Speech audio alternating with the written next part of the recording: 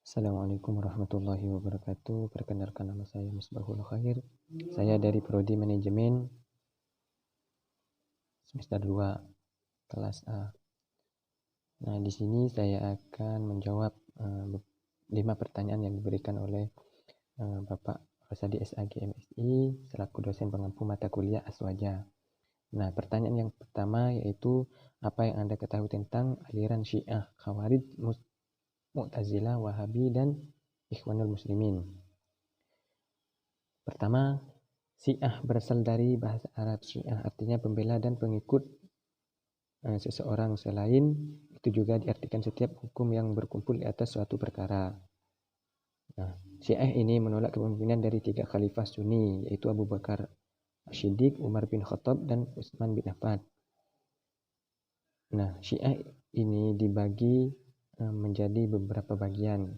Yang pertama yaitu Syiah Kasyaniyah. Sebelum Kasyaniyah diambil sebutan Kasyaniyah diambil dari nama bekas budak Imam Ali bermakna yang bernama Kaisan. Kemudian Syiah Zaidiyah. Kelompok Zaidiyah mempercayai kepemimpinan Zaid bin Ali bin Abi Thalib setelah kepemimpinan Husain bin Ali. Kemudian Syiah Gulat. Kelompok Syiah ini adalah Syiah ekstrim yang melebih-lebihkan Sayyidina Ali bin Abi Thalib. Syiah ini dibagi menjadi 2. Yang pertama yaitu Al-Sabaiyah, kelompok Abdullah bin Saba yang menganggap Ali sebagai jelmaan dari Tuhan atau bahkan Tuhan itu sendiri. Kemudian Syiah Imamiyah, mereka meyakini bahwa Nabi Muhammad SAW telah menunjuk Ali bin Abi Thalib sebagai pengganti dan dengan jelas dan tegas. Kelompok Syiah ini tidak mengikuti kepemimpinan Abu Bakar As-Siddiq, Umar bin Khattab, dan Utsman bin Affan. Kemudian kata Khawarij atau Khawarij berasal dari kata kharaja, artinya keluar. Nama itu diberikan kepada mereka karena mereka keluar dari barisan Ali bin Abi Thalib pada saat perang Siffin. Tetapi ada pula pendapat yang menyatakan bahwa pemberian nama itu didasarkan pada surah An-Nisa ayat 100 yang di dalamnya disebutkan keluar dari rumahnya dengan maksud berhijrah kepada Allah dan Rasul-Nya. Dengan demikian, kaum Khawarij memandang diri mereka sebagai orang yang meninggalkan rumah dari kampung halamannya untuk mengabdikan diri kepada Allah dan Rasul-Nya. Pelaku dosa besar menuntut golongan Khawarij adalah kafir. Kaum Khawarij adalah kelompok masyarakat Badui yang terkenal dengan kegerasangan jiwa dan berhati batu, serta berpikiran kaku, sulit dilunakkan dan dijinakkan. Tetapi mereka sangat konsekuen dengan penghayatan dan pengalaman agama. Semboyan mereka adalah la hukma illallah, tidak ada hukum selain hukum Allah. Kemudian Mu'tazilah, kaum rasionalisme atau kelompok yang lebih mengutamakan kekuatan akal ada di dalam tubuh Islam. Kaum tersebut dikenal dengan Mu'tazilah atau Qadariyah.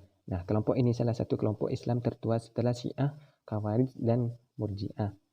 Aliran Mu'tazilah merupakan gerakan keagamaan dan tidak pernah membentuk pasukan ataupun penghunus pedang, meskipun dalam perjalanan terdapat beberapa orang dari aliran itu ikut serta dalam peperangan dan konflik fisik. Kemudian Wahabi, lebih tepatnya Wahabisme atau Salafi, adalah sebuah aliran reformasi keagamaan dalam Islam.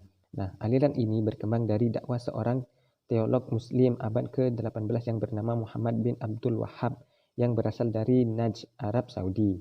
Aliran ini menggambarkan sebagai sebuah aliran Islam yang ultra konservatif. Karena sebagai sebuah aliran Islam yang ultra konservatif, keras, dan puritan. Pendukung aliran ini percaya bahwa gerakan mereka adalah gerakan reformasi Islam untuk kembali kepada ajaran monoteisme murni, yaitu kembali kepada ajaran Islam sesungguhnya yang hanya berdasarkan kepada Al-Quran dan Hadis, bersih dari segala ketidakmurnian seperti praktek-praktek yang mereka anggap bid'ah, syiah, dan kufarat.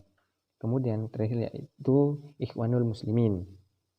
Sering juga disebut Al-Ikhwan, adalah salah satu jamaah dari umat Islam, mengajak dan menuntut ditegakkannya syariat Allah, bekerja dengannya dan untuknya, keyakinan yang bersih menghunjam dalam sanubari, pemahaman yang benar yang merasuk dalam akal dan pikiran dan fikrah.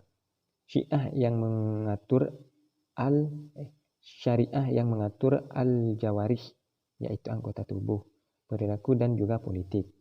Kemudian pertanyaan yang kedua yaitu, coba Anda jelaskan apa saja poin-poin penting dari akidah aswajah. Kaidah secara etimologi berasal dari bahasa Arab. Akad artinya pengikatan. Sementara definisi akidah sendiri adalah apa yang diyakini oleh seorang terkait akidah aswajah. Artinya keyakinan seorang terhadap agama Islam. Ada yang mengatakan akidah aswajah adalah akidah Islam itu sendiri. Ketika berbicara akidah aswajah, kita tidak dipisahkan oleh tokoh utama aswajah, yaitu Abu Hasan al-Asy'ari dan Abu Mansur Maturidi. Kemudian prinsip-prinsip aswajah dalam masalah akidah adalah sebagai berikut. Pertama, keseimbangan dalam penggunaan dalil akli dan nakli. Kedua, memurnikan akidah dari pengaruh luar Islam. Yang ketiga yaitu tidak gampang menilai salah satu dan menghujat vonis syirik, bid'ah, apalagi kafir. Dalam akidah aswajah, hal yang paling utama dibahas adalah kepercayaan dan keyakinan kepada Allah dan Rasul-Nya, serta harus percaya dengan rukun iman, yaitu percaya kepada Allah, percaya kepada malaikat, percaya kepada kitab Allah, percaya kepada Rasul Allah, percaya pada hari kiamat, dan percaya pada qada dan qadar. Kemudian pertanyaan yang ketiga yaitu, apa yang Anda ketahui tentang aswajah? Ahlus sunnah wal jamaah, disingkat aswajah.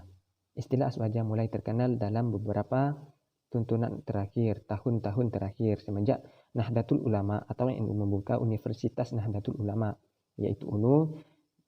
Nama aswajah semakin populer mengingat menjadi salah satu mata kuliah. Nah, berikut pengertian dari Ahlus Sunnah wal Jamaah atau aswajah yang terdiri dari 3 kata. Yang pertama yaitu artinya keluarga, pengikut dan penduduk. Kemudian as-sunnah artinya jalan, cara atau perilaku walaupun tidak diridai.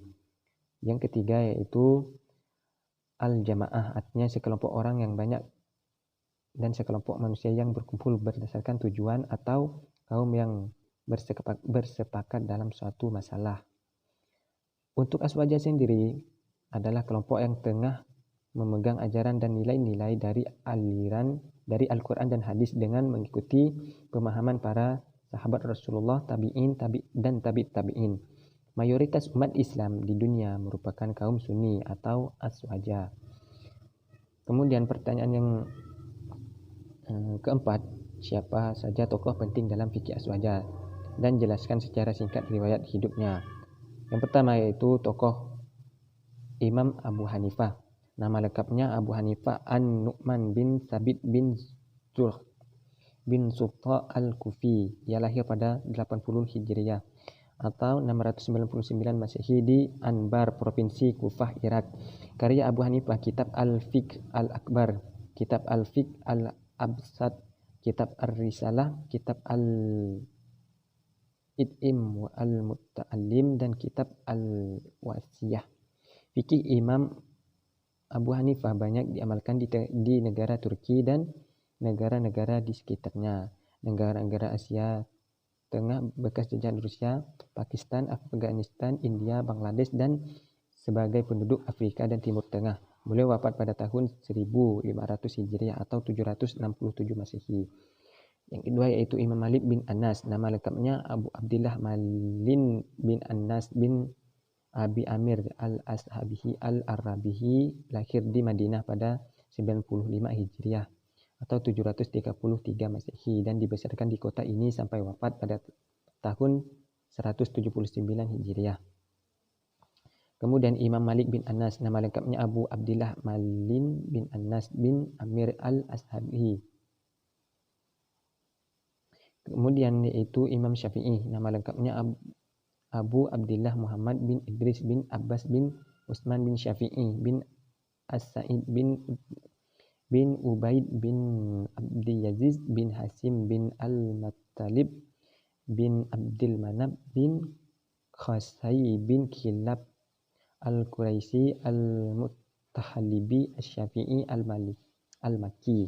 Ia dilahirkan pada tahun 150 Hijriah di Gaza, Palestina. Karya terbesarnya adalah Kitab Ar-Risalah. Kemudian Imam Ahmad bin Hambal, nama lengkapnya Abu Abdillah Ahmad bin Muhammad bin Hambal bin Hilal Asy-Syaibani. Beliau lahir di Baghdad, Irak pada tahun 164 Hijriah atau 780 Masehi. Fikih beliau banyak diikuti sebagian umat Islam di Timur Tengah. Beliau wafat pada tahun 240 Hijriah atau 855 Masehi. Kemudian pertanyaan yang kelima yaitu, bagaimana menurut pendapat Anda tentang banyaknya aliran dalam Islam? Aliran dalam Islam membuat semakin banyak pro dan kontra dalam setiap pandangan. Tapi kita sebagai umat Islam tidak bisa menghakimi mereka, karena yang pantas menghakimi yaitu hanya Allah Subhanahu wa taala, dan kita juga tidak boleh menyalahkan setiap yang diyakini oleh orang lain. Kita harus saling menghargai setiap keyakinan orang lain karena kita tidak tahu mana aliran yang akan selamat dan aliran yang juga benar menurut Allah. Maka setiap orang memiliki keyakinannya masing-masing. Karena dari itu kita harus saling bertoleransi dengan mereka, bukan malah menyalahkan dan menetapkan manakah aliran yang sesat dan manakah aliran yang benar. Cukup kita ikuti apa yang kita yakini. Wallahu a'lam bishawab. Mungkin cuma sekian. Wallahul muwaffiq ila aqwamit thoriq. Wassalamualaikum warahmatullahi wabarakatuh.